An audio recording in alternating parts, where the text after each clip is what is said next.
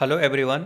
इस वीडियो में डिस्कस करने वाले हैं, अगर आपकी सैलरी 60,000 पर मंथ है और अगर आप किसी मेट्रो सिटी में रहते हैं और सपोज दैट आपके फैमिली में वाइफ, हस्बैंड और दो बच्चे, चार लोग रहते हैं, उस कंडीशन में रियलिस्टिक अप्रोच को ध्यान में रखते हुए हम एक ऐसा बजट बनाएंगे।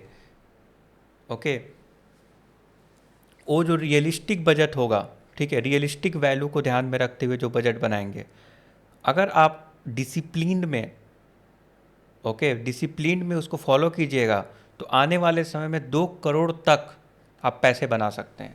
तो चलिए उसका कैलकुलेशन क्या होना चाहिए, रियलिस्टिक अप्रोच को ध्यान में रखते हुए हम लोग डिस्कस करेंगे इस वीडियो में। तो सबसे पहले दोस्तों, 60,000 पर मंथ बहुत ही कम होता है किसी भी मेट्रो सिटी के लिए। ओके, तो ये आपको नहीं भूलना चाहिए। तो यहाँ पे अपने डिज़ायर को कंट्रोल करना है, लग्जरी आइटम को बाय नहीं करना है, परचेस नहीं करना है। क्यों? क्योंकि आपकी सैलरी 60,000 पर मंथ है। जब आपकी सैलरी बढ़ जाएगी तो फिर आप देख सकते हैं। ओके, बट जब तक आपकी 60,000 पर मंथ सैलरी है, वहाँ पे अपने डिज़ायर को कंट्रोल करना है, बट एसेंशियल को कट नहीं करना है। तो यहाँ पे एसेंशियल क्या है? फूड, भोजन इम्पॉर्टेंट है, हेल्थ इम्पॉर्टेंट है। ओके, उसके बाद एजुकेशन, एजुकेशन एंड स्टे। अब किसी भी मेट्रो सिटी में रहना तो पड़ेगा, इसको तो आप हटा नहीं सकते हैं। तो ये दोस्तों एक एसेंशियल है, इसे आप अवॉइड नहीं कर सकते, और जो ऑप्शनल है उसको आप अवॉइड कर सकते हैं। ठीक है, तो कैसे अब अपने पैसे को बचाइएगा ताकि आने वाले समय में इनफ रुपए हो सकते हैं आपके पास। तो दोस्तों 2 करोड़ हो सकता है आने वाले समय में। ठीक है, तो अब चलिए डिस्कस करते हैं। सबसे पहले दोस्तों, किसी भी मेट्रो सिटी में सबसे ज़्यादा जो कॉस्ट आता है वो है रहने का, ओके, स्टे करने का।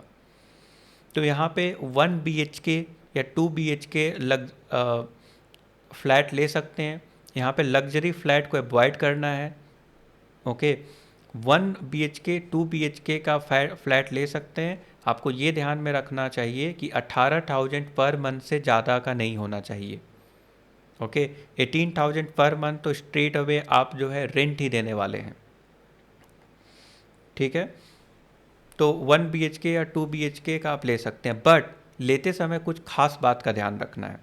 पहला, कि जहाँ पे आप रह रहे हैं, सपोज दैट आपका वर्क प्लेस होगा, आप कहीं जॉब करते हैं, उसके बाद बच्चों के लिए स्कूल का स्कूल होना चाहिए।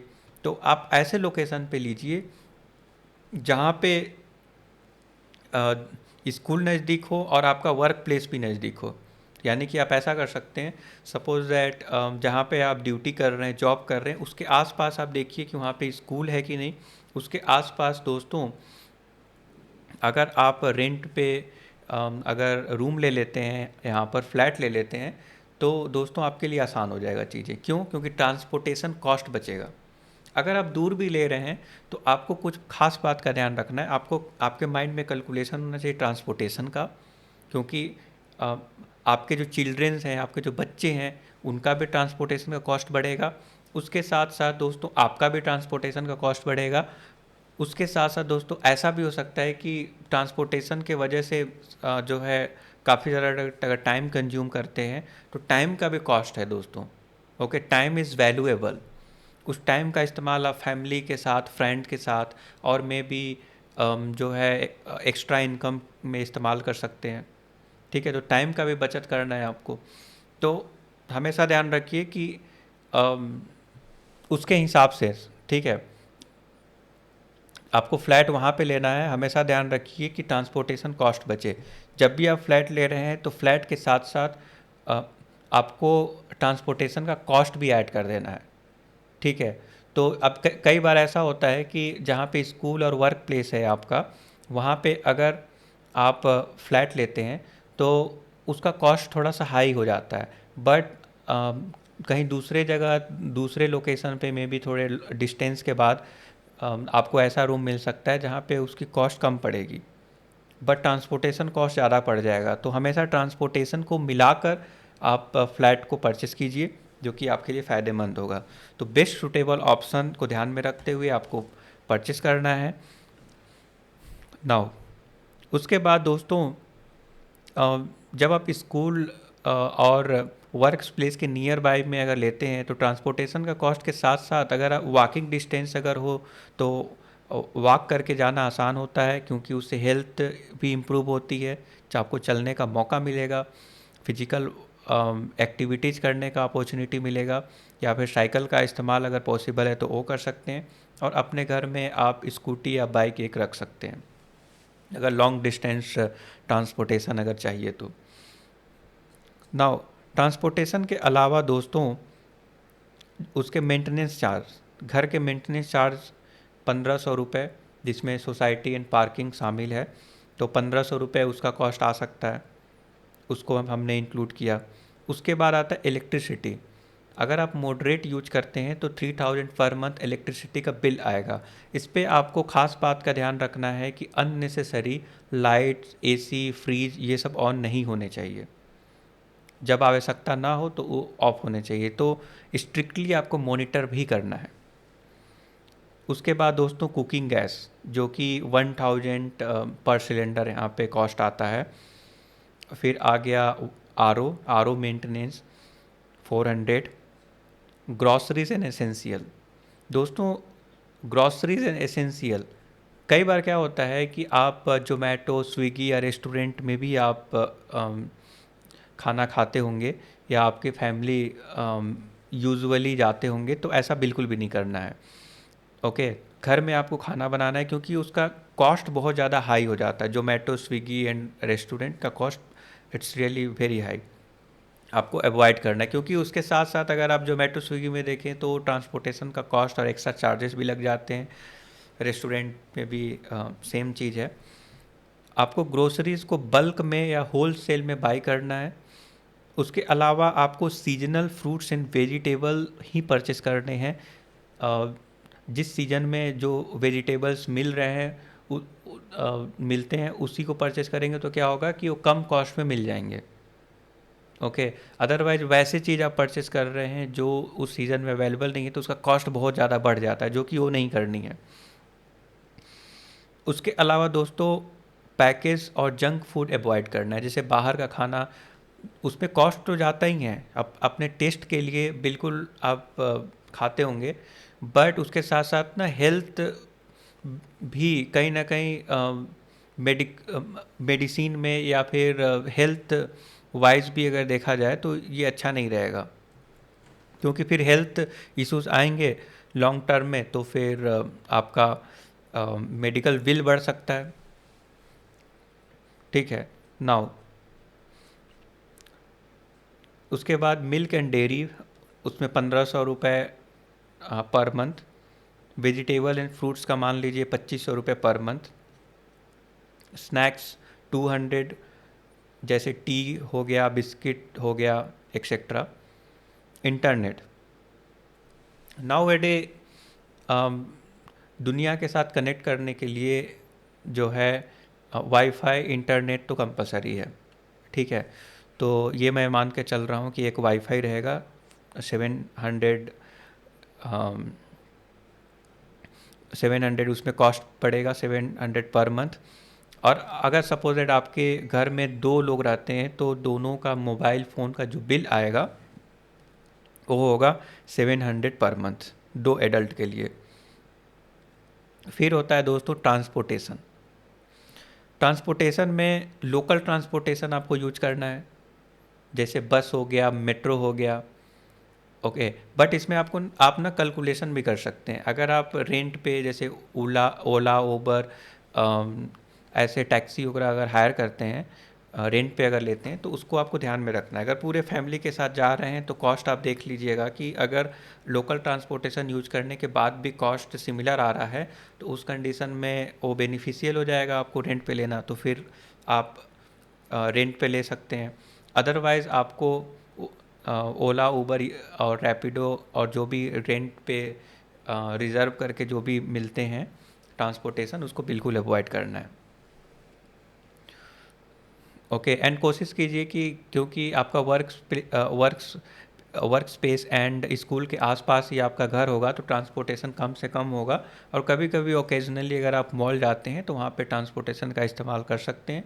लोकल ट्रांसपोर्टेशन अगर आसान है तो उसको प्रीफर कीजिए, नहीं तो फिर वो भी ले सकते हैं, बट अगर पूरे फैमिली के साथ हैं तो ज़्यादा बेटर होगा जो हमने डिस्कस किया। उसके बाद आता है दोस्तों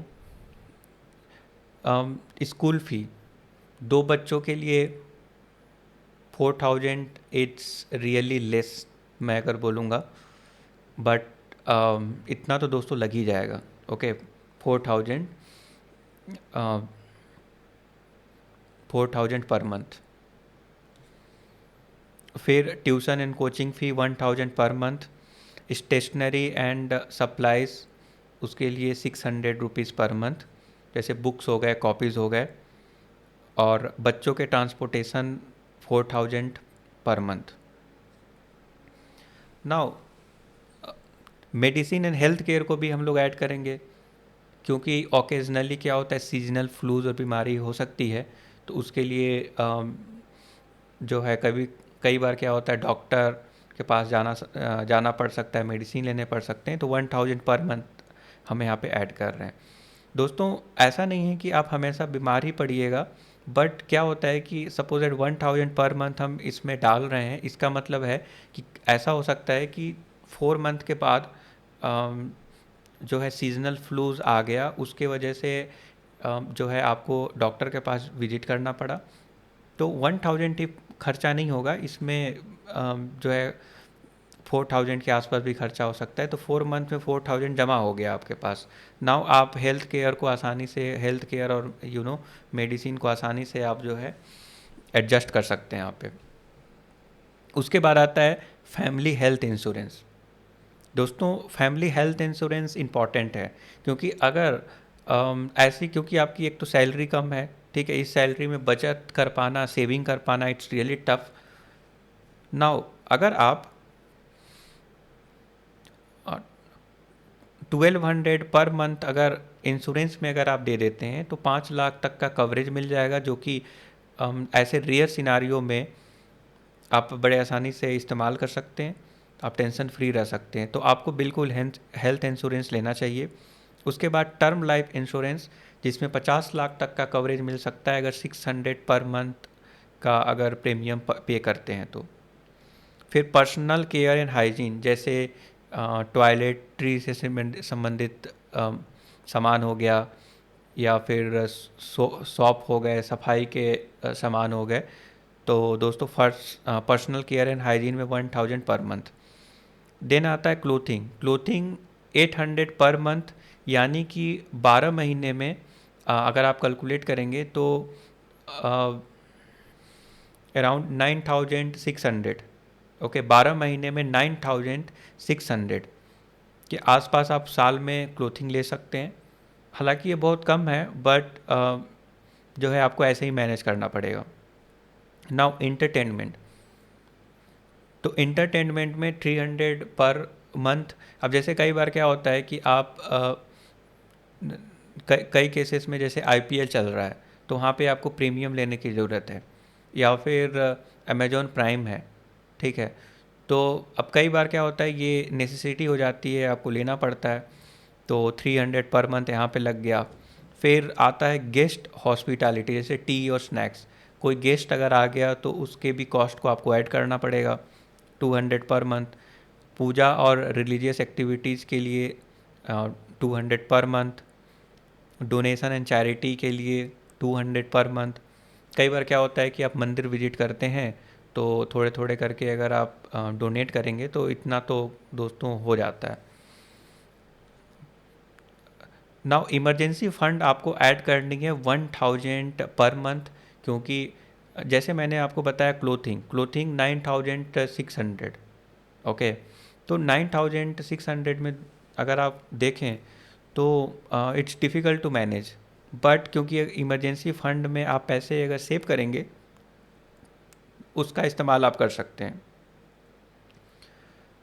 तो और कई बार क्या होता है कि स्कूल से रिलेटेड फ़ी भी हमने बहुत काफ़ी कम यहाँ पे ऐड किया हुआ है, जो कि है 2000 पर चिल्ड्रन पर मंथ, जो कि बहुत ही कम है। दोस्तों यहाँ पे ये जो इमरजेंसी फंड है ना, उसका भी इस्तेमाल वहाँ पे कर सकते हैं। और कई बार क्या होता है, unexpected need, okay, unexpected need के लिए भी इस्तेमाल कर सकते हैं। अब जैसे मैंने स्कूल के लिए बताया, तो अगर आपके एरिया में इतना कम बजट में अगर स्कूल अवेलेबल नहीं है, तो फिर इमरजेंसी फ़ंड को वहाँ पे आप ऐड कर सकते हैं। फिर आता है 5000 रुपीज़ पर मंथ एसआईपी करना है, जैसे म्यूचुअल फंड हो गया, ओके। तो दोस्तों ये जो 5000 पर मंथ जो मैंने आपको बताया ना एसआईपी, ये कैच है, आने वाले समय में यही आपको पैसा बना कर देने वाला है।